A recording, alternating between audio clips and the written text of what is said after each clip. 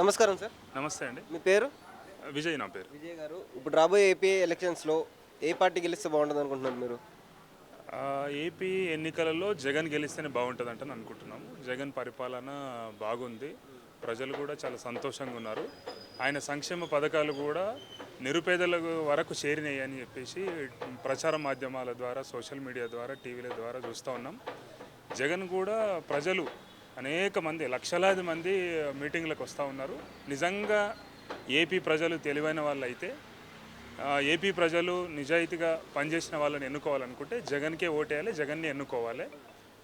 ఎందుకంటే జగన్ని ఓడించడానికి కూడా ఈరోజు ప్రతిపక్ష పార్టీలు అన్నీ కలిపి ఒక పెద్ద కూటమిగా ఏర్పడ్డాయని చెప్పేసి చూస్తూ ఉన్నాం. జనసేన, అదేవిధంగా తెలుగుదేశం, బీజేపీ ఇవన్నీ కూడా కలిసి జగన్ని ఓడించాలనుకుంటారు. జగన్ వీళ్ళ కూటమితోనే జగన్ గెలిచిపోయాడని నేనైతే భావిస్తున్నా. ఎందుకంటే వీళ్ళ కూటమి ఏర్పడమే, జగన్ సింగిల్గా ఉన్న టైగర్ లాంటివాడు, మంచి సింహం లెక్క జగన్ సింగిల్గా ఉన్నాడు. ప్రజల పక్షాన ఒక్కడున్నాడు. ప్రజలే నా ప్రచార సాధకులు, ప్రజలే నా స్టార్ క్యాంపెయినర్లు అని చెప్పేసి మొట్టమొదట దేశ రాజకీయాల్లో పిలుపునిచ్చిన ముఖ్యమంత్రి ఆయన. ఏ ముఖ్యమంత్రి కూడా ప్రజలు నా స్టార్ క్యాంపెయినర్ని ఇప్పటిదాకా ఎవరు అన్నట్టు లేదు. జగన్ గెలవాలని చెప్పేసి ఒక రాజశేఖర్ రెడ్డి జగన్ అభిమానిగా మేమైతే ఏపీలో జగన్ ఉండాలి, గెలవాలి, ఇంకా మంచి పరిపాలన అందించాలి, అక్కడ పరిశ్రమలు అవన్నీ తీసుకుపోవాలి.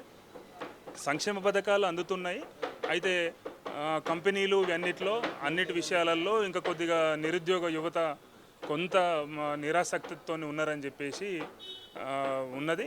అయితే ఈసారి కనుక జగన్ గెలిస్తే ఖచ్చితంగా ఆ అంశాన్ని టేకప్ చేస్తాడు. ఖచ్చితంగా పరిశ్రమలన్నిటిని కూడా నెలకొల్పుతాడు. మంచి రాజధానులను కూడా విశాఖపట్నాన్ని గొప్ప రాజధాని కింద ఆయన తీసుకుపోవాలని చెప్పేసి కూడా ప్రయత్నం చేస్తూ ఉన్నాడు. ఆంధ్రప్రదేశ్లో ఉన్న రాయలసీమ కావచ్చు, కోస్తాంధ్ర కావచ్చు, అదేవిధంగా తర్వాత ఇక్కడ తూర్పుగోదావరి, పశ్చిమ గోదావరి, ఇక్కడ కూడా ఈ ప్రాంతం అంతా కూడా నీళ్ళు, అదేవిధంగా ఉద్యోగాలు, నీళ్లు పుష్కలంగానే ఉన్నాయి ఎప్పటి నుంచో. ఉద్యోగాలు ఒకటి వస్తే ఖచ్చితంగా వాళ్ళ జీవితాలలో కొత్త వెలుగులు వస్తాయి. అది జగన్తోనే సాధ్యమని చెప్పేసి నేను భావిస్తాను. రైతులకి కనీస ధరలు రావట్లేదని చెప్పేసి రైతులు బాధపడుతున్నారు. అది ఎంతవరకు నిజమంటారు? అది వాస్తవమేనా?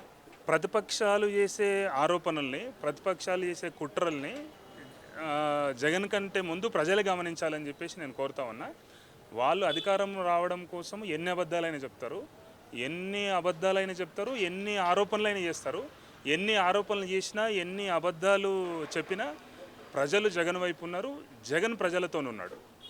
తప్పకుండా జగనే గెలుస్తాడు. గెలవాలని కూడా కోరుకుంటున్నాను.